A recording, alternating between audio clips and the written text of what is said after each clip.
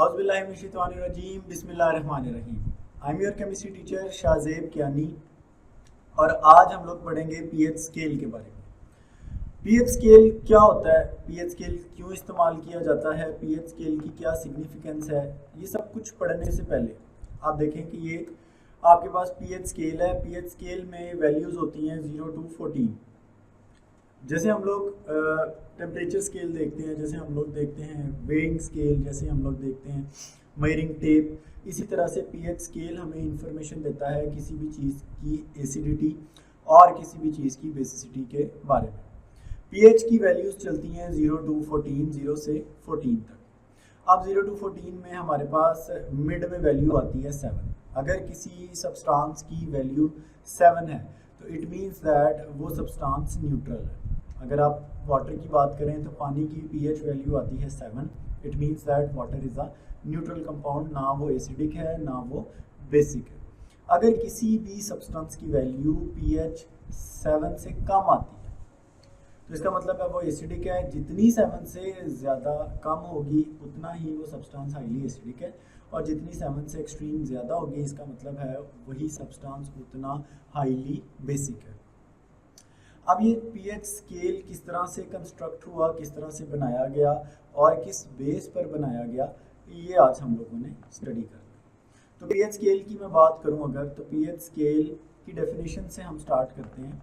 According to the definition of pH scale को develop किया गया on the basis of the concentration of hydrogen ion in pure water.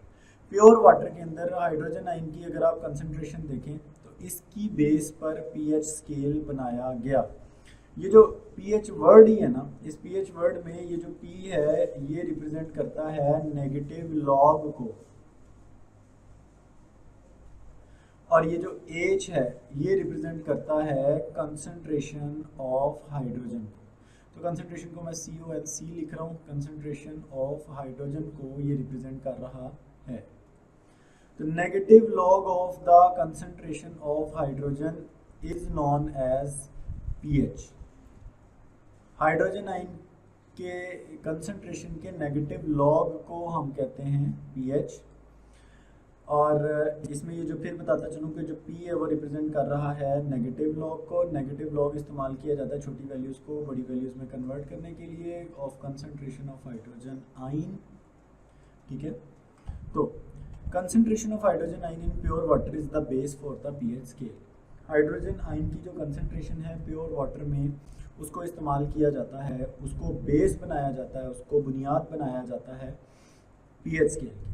Water is a weak electrolyte. जो water है वो weak electrolyte है। Water अच्छा electrolyte नहीं है। वाटर मुकम्मल तौर पर अपने आयंस में तकसीम नहीं होता बिकॉज इट आयोनाइजेस, क्योंकि ये आयोनाइज हो जाता है very slightly into ions in a process which is known as self ionisation या फिर ऑटो आयोनाइजेशन। वाटर अपने आयंस में तकसीम होता है और समटाइम्स वाटर को इसके आयंस में कन्वर्ट करने के लिए हमें ऐड करना पड़ता है वाटर के अंदर a few drops of acid.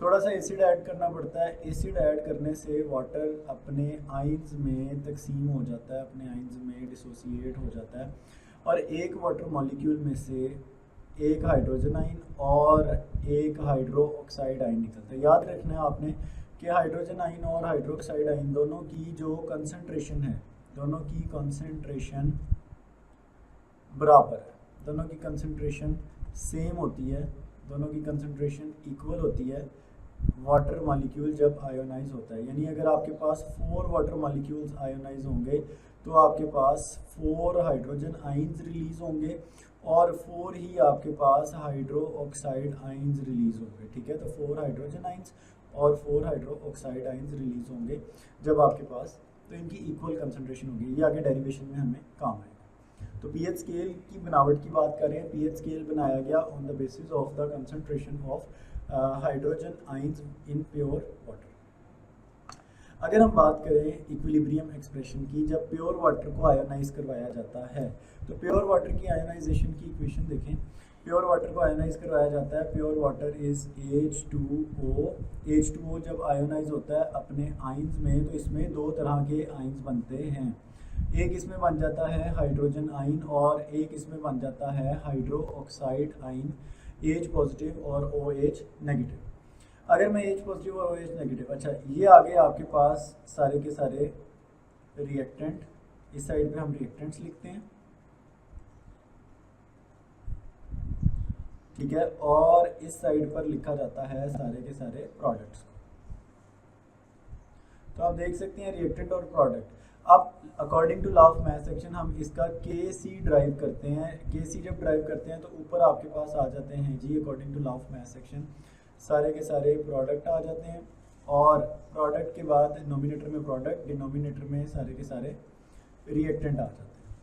Product over reactant हम लोग इधर लिख देते हैं, हम लोग इधर ऐड कर देते हैं, ठीक है। As concentration of water is almost constant, water की कंसंट्रेशन तकरीबन कांस्टेंट है। द अबव इक्वेशन, इसमें हम इसे ऐसे लिख सकते हैं कि ये जो H2 है ये इधर आकर इस Kc के साथ मल्टीप्लाई हो जाएगा, यानी ये H2O की कंसंट्रेशन ये इधर डिवाइड हो रहा है, ये इधर आएगा और इधर आकर ये मल्टीप्लाई हो जाएगा। मल्टीप्लाई होने के बाद आपके पास ये इक्वेशन बन जाएगी। अब Kc जब वाटर के साथ मल्टीप्लाई होता है तो हम इसको एक लिख देते हैं Kw। Kw is ionic product constant of water, ठीक है, Kw है ionic product constant of water. इसको आगे नेक्स्ट जस्टिफाई करते हैं, तो Kw आ जाता है आयोनिक प्रोडक्ट कांस्टेंट जो कि बराबर है H पॉजिटिव और OH नेगेटिव की कंसंट्रेशन के। यहाँ पर नेगेटिव मेंशन नहीं किया तो आपने इसे यहाँ पर नेगेटिव मेंशन कर लेना, जिसकी वैल्यू फिक्स होती है और इसकी वैल्यू होती है 1.0 × 10⁻⁻14, ये इसकी वैल्यू आती है at 25 degree Celsius. As we know that the molecule of water produces one hydrogen ion and OH ion on dissociation। याद रखें जब आपने बात कर दी आयन की तो फिर हम इसके ऊपर पॉजिटिव चार्ज नहीं लगाएंगे, क्योंकि हाइड्रोजन आयन फॉर्म में एग्जिस्ट ही H पॉजिटिव की शक्ल में करता है, और हाइड्रो ऑक्साइड आयन की जब बात होती है तो इसका मतलब है OH नेगेटिव। तो या आप चार्जेस मेंशन कर दें या आप उसके साथ लिख दें आयन। तो Kw बराबर होता है H पॉजिटिव और OH नेगेटिव। हम बात करते हैं इन दोनों की कंसंट्रेशन सेम है तो इस इक्वेशन को इस तरह से मॉडिफाई करके लिखा जा सकता है, लाइक इस तरह से लिख सकते हैं। तो H पॉजिटिव की कंसंट्रेशन बराबर होती है 1.0 × 10⁻14 का स्क्वायर। ये देखिए यहाँ पर जो स्क्वायर रूट था इसको ख़त्म करने के लिए यहाँ पर स्क्वायर रूट लिया गया, स्क्वायर को ख़त्म करने के लिए, और यहाँ पर स्क्वायर रूट लिया गया दोनों साइड, तो ये इसके साथ कैंसिल आउट हो गया और यहाँ पर आ गया आपके पास 1.0 × 10⁻14। इसका जब स्क्वायर रूट लिया जाता है तो हाइड्रोजन आयन की कंसंट्रेशन आ जाती है 1.0 × 10⁻7।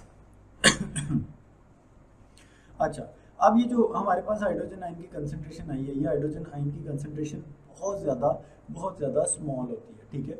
लाइक मैं अगर इसको लिखूँ साइंटिफिक नोटेशन में तो H पॉजिटिव की जो कंसंट्रेशन हमारे पास आई वो है 1.0 × 10⁻⁻7, और इसको अगर मैं नॉर्मल नोटेशन में लिखूँ तो नॉर्मल नोटेशन में ये वैल्यू आ जाती है 0.1 2 3 4 5 6 और फिर 1 मोल। ये हमारे पास कंसंट्रेशन आ गई हाइड्रोजन की। आप देखें कि ये एक इंतहाई छोटी वैल्यू है, इतनी छोटी वैल्यूज़ को डील करना हमारे लिए मुश्किल होता है। तो इन स्मॉल वैल्यूज़ को, ठीक है, इन वेरी स्मॉल वैल्यूज़ को कन्वर्ट करने के लिए लार्ज वैल्यूज़ के अंदर, स्मॉल वैल्यूज़ को लार्जर वैल्यूज़ में कन्वर्ट करने के लिए हम लोग इस्तेमाल करते हैं नेगेटिव लॉग का, और नेगेटिव लॉग को रिप्रेजेंट किया जाता है P से। तो नेगेटिव लॉग को इधर यूज़ किया जाता है जो कि स्मॉल वैल्यूज़ को लार्जर वैल्यू में कन्वर्ट करता है। स्मॉल वैल्यूज़ को डील करना, स्मॉल वैल्यूज़ को स्टडी करना, लिखना, कैलकुलेट करना हमारे लिए थोड़ा हेक्टिक हो जाता है, तो हम आसानी के लिए हम स्मॉलर वैल्यूज़ को लार्जर वैल्यूज़ में कन्वर्ट कर देते हैं। हम लोग अप्लाई करते हैं नेगेटिव लॉग, और नेगेटिव लॉग को रिप्रेजेंट किया जाता है स्मॉल p से, ठीक है। So as it is difficult to deal with such small figures having negative exponents, so it is convenient to convert these figures into a positive figure using a numerical system। तो यहाँ पर हमने वो numerical system क्या use किया, हमने यहाँ पर negative log ले लिया, ठीक है। हमने यहाँ पर क्या कर लिया, negative log ले लिया, यानी हम लोगों ने यहाँ पर ले लिया p like this। तो ये p क्या करेगा, स्मॉल वैल्यूज़ को लार्जर वैल्यूज़ में कन्वर्ट कर देगा, ठीक है। इट इज़ डन बाय, ये किया जाता है bye taking common base logarithm of a figure and multiplying it with -1। p before the symbol h means negative logarithm of h, जैसा कि मैंने आपको बताया p का मतलब है नेगेटिव लॉगरिथम, ठीक है। तो it is done by taking common logarithm of the figure and multiplying it with -1 on this scale. इस स्केल की अगर हम लोग बात करें तो the negative logarithm of molar concentration of hydrogen ion हम कुछ इस तरह से लिखेंगे कि pH is equal to negative log of H positive. और जब H पॉजिटिव की कंसंट्रेशन जो हमारे पास आई थी, आप देखें इस वैल्यू के अंदर हमारे पास ये वैल्यू आई थी 1.0 इंटू 10⁻⁻7। इस वैल्यू को हम लोग इस एक्सप्रेशन में पुट कर देंगे। तो pH का मतलब है, P का मतलब है negative log, H concentration of hydrogen, तो pH is negative log of the concentration of hydrogen. pH is equal to negative log 1.0 into 10⁻⁷। तो ये वैल्यू जब सॉल्व करेंगे, जब आप इसका कैलकुलेटर से नेगेटिव लॉग लेंगे, ये आ जाएगी 7। सिमिलरली pOH की वैल्यू भी क्या आएगी हमारे पास 7। यहाँ से हम लिखते हैं कि pH value normally very from 0 to 14, यानी 0 to 7 and 7 to 14। pH plus pOH, 7 plus 7 is equal to 14. So the sum of pH and pOH of the solution is always 14, ये हमेशा 14 आता है। हम बात करते हैं solution of a compound. Solution of a compound जिसकी pH 7 हो या pOH 7 हो, pH 7 है या pOH 7 है, तो उसको कंसिडर किया जाता है न्यूट्रल। ये पेपर में क्वेश्चन भी आता होता है कि what is the nature of the solution having pH 7। ऐसे सोल्यूशन की नेचर बताएं जिसकी pH 7 होती है। तो pH 7 होती है न्यूट्रल सोल्यूशन की। अच्छा, कंक्लूजन्स हैं, मैं यहाँ पर हेडिंग दे देता हूँ। ये सारे के सारे आपके पास क्या है, रिजल्ट्स या कंक्लूजन्स, तो हम इनको आसान अल्फाज यानी रिजल्ट्स में हम लोग इनको कैटेगराइज करते हैं।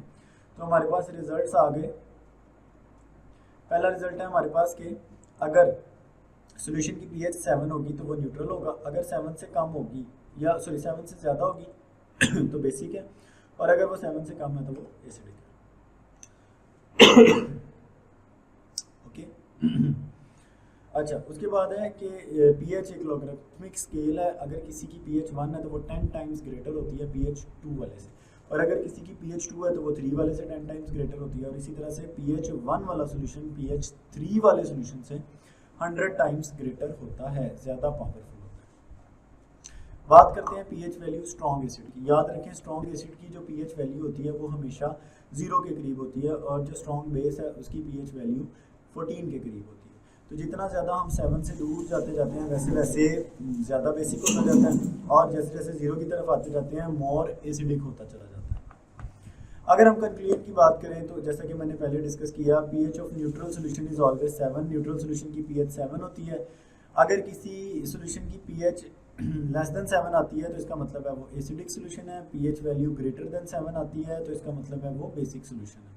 और pH और pOH को अगर आप कलेक्टिवली इसको डिस्कस करेंगे तो इसकी रेंज आती है आपके पास 0 to 14।